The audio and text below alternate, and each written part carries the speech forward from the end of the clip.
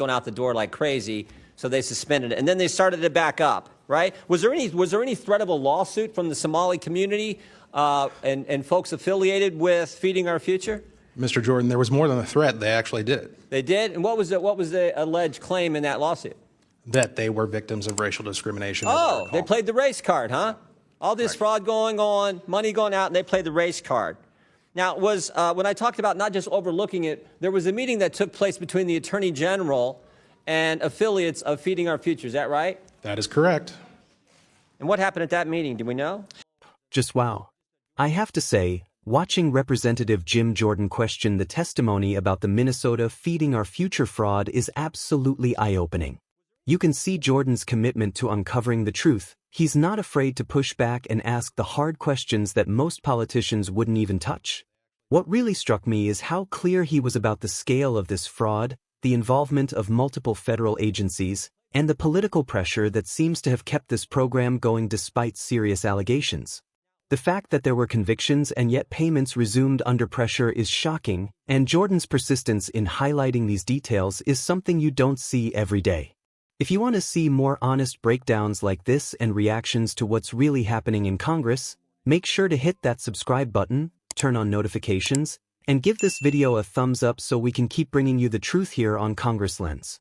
Now, let's dive into the full video and break down exactly what went down. Back chair now recognizes Mr. Jordan from Ohio. Thank you, Mr. Chairman. Mr. Hudson, who is Salim Saeed and Amy Bach? I recognize those names as defendants in the Feeding Our Future trial. They ran Feeding Our Future, is that right? That's correct. And they've been indicted? That's correct. They've been convicted? That's correct. And they're in jail waiting sentences, is that right? As I understand it. Okay, I want to go back, because earlier with Mr. Gill, you said that they overlooked the fraud. I think it's worse than that. I think they helped it along. I'm going to go to this meeting that took place, or actually I want to go to March 30th, 2021. Is it true back in March of 2021, the Minnesota Department of Education suspended payments to Feeding Our Future, that program? Is that right? I believe that's correct. And then a month later, they resumed payments. That's correct. What caused them to change their mind? In my opinion, what caused them to change their mind was pushback from their constituency within the Somali community who accused the state agencies of being racist. But what caused them to stop it in the first place? Was it whistleblowers coming forward? Was it like this something's not right here? What happened?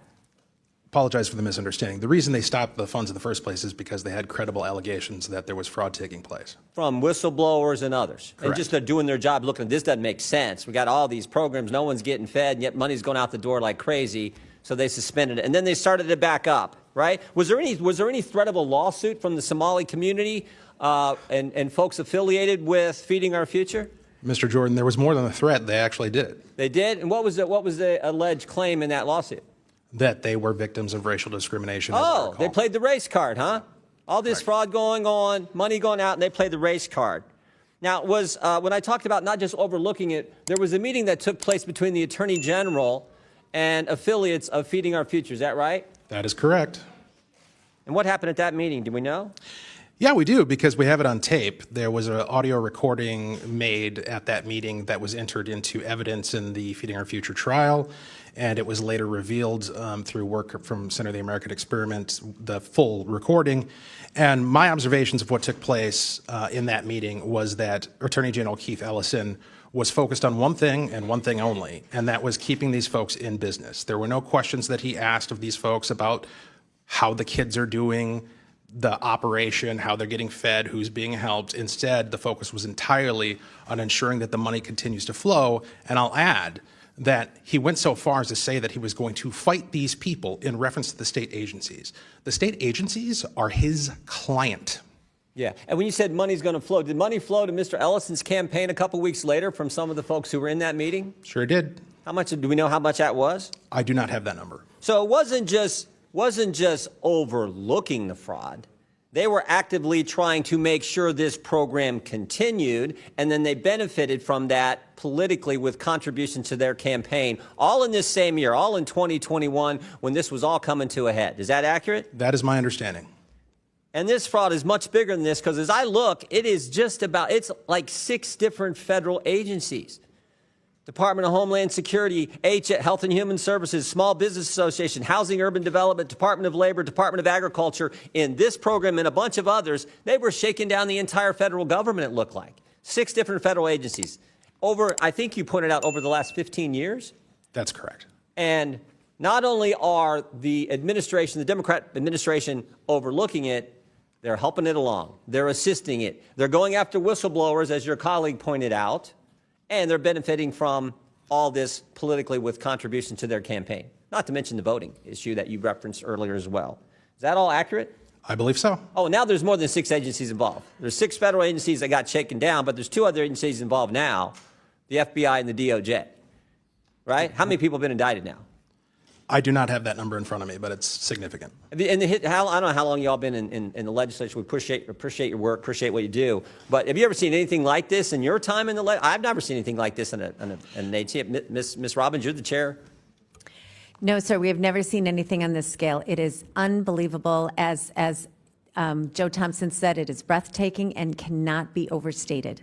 Yeah, well, God bless you all. Ms. Rankin, or Ms. Rarick, excuse me, I'll give you the last word.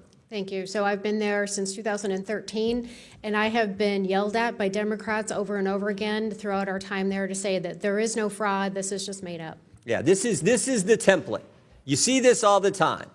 The left will tell a lie. We're feeding kids when they're not, when they're just shaking down the taxpayer. The left will tell a lie. The media will report the lie or not report when the truth comes out. And then when you tell the truth, they call you a racist.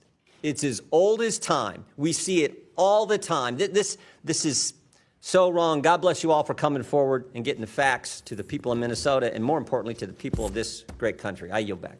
Gentleman yields back. Chair recognizes Mr. Lynch from Massachusetts. Thank you, Mr. Chair. Okay, after watching the full testimony, I have to say Representative Jim Jordan absolutely crushed it here. He didn't just skim the surface. He dug deep and exposed what looks like an unbelievable level of fraud in the Feeding Our Future program. Let's break it down. First, Salim Say and Amy Bach, the operators of the program, were convicted, yet payments were suspended and then resumed after political pressure from the Somali community. Jordan didn't let that slide. He highlighted the fact that credible whistleblowers initially brought up the fraud, but the program kept running anyway. That's a huge red flag. Then there's the meeting with Attorney General Keith Ellison. Jordan pointed out, and the transcript confirms, that Ellison's focus wasn't on how the kids were being helped. It was entirely on keeping the money flowing. And just weeks later, contributions were made to Ellison's campaign by people involved in that program. That's the kind of direct connection between fraud and political gain that most politicians try to bury. What really stands out is the scale. Jordan and the witnesses highlighted 6 federal agencies initially, plus the FBI and DOJ, all affected by this. Over 15 years, multiple agencies were essentially being exploited. Jordan made it clear, this isn't a small-time mistake. This is systemic, and the administration allegedly turned a blind eye while whistleblowers were attacked. I also want to point out Jordan's line about the media and political framing, how the left allegedly called critics racists while the fraud continued. Jordan is making the case that this isn't just about feeding our future, it's about accountability, transparency, and making sure taxpayer money is used for its intended purpose.